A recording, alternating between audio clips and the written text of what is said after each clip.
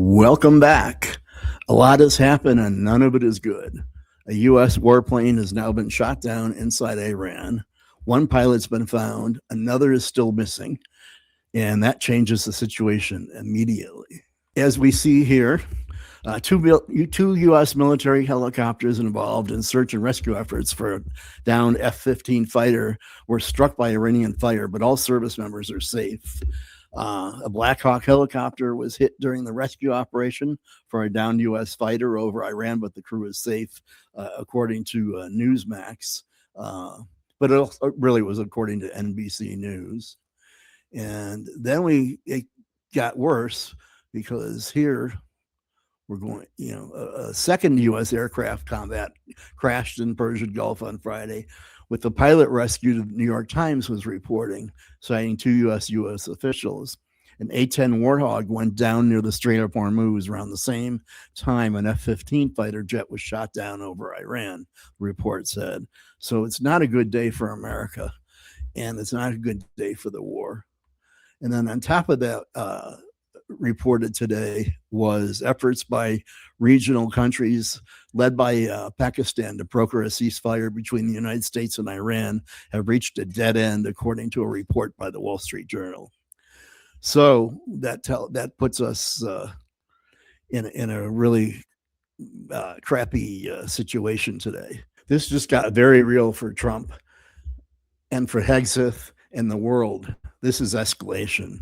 At the same time, Iran has now hit Gulf oil infrastructure, some refining facilities. That's a major move by Iran, because now you're not just talking about military targets, you're talking about the global economy. And once that starts, this spreads really fast. Now, let's step back and take a look at everything together. Political pressure is rising.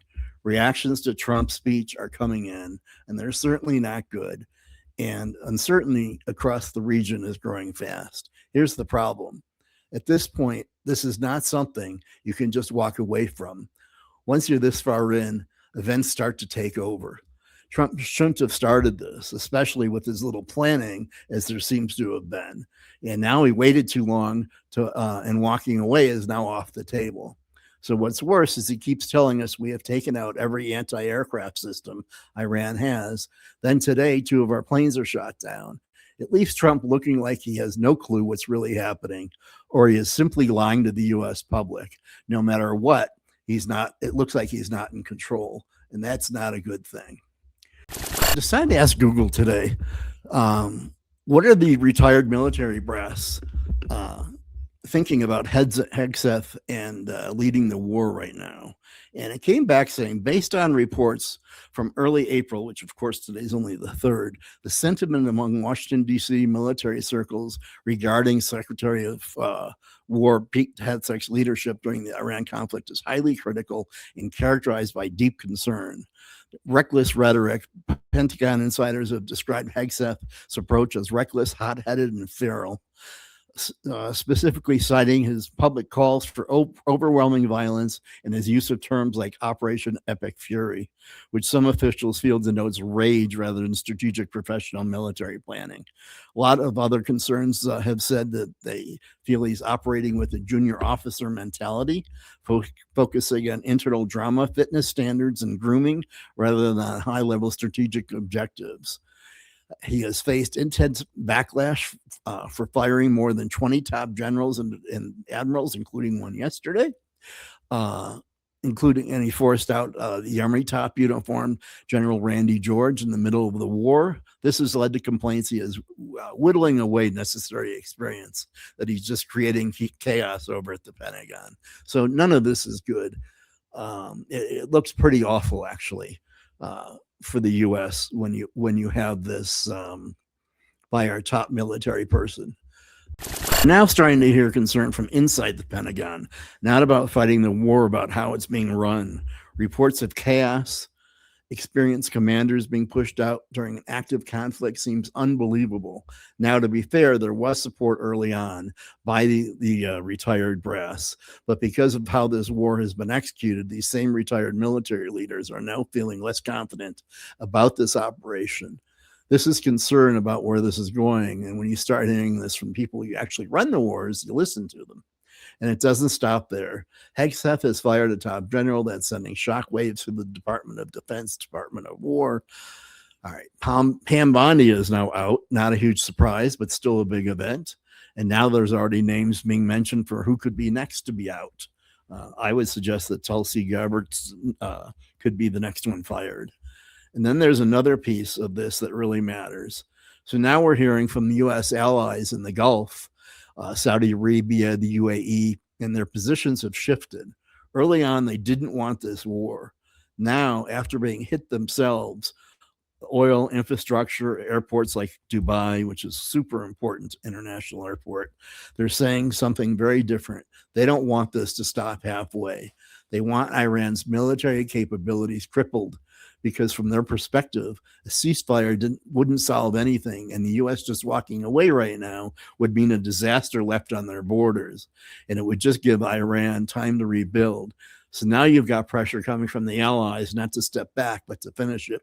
And that creates another problem because the longer this goes on, the bigger the risks get. Economic disruption, oil shipping are all almost a certainty now.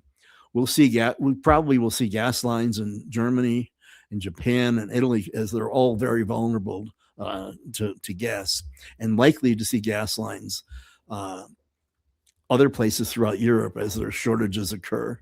So step back and take a look at this clearly. We're seeing internal stability inside the administration.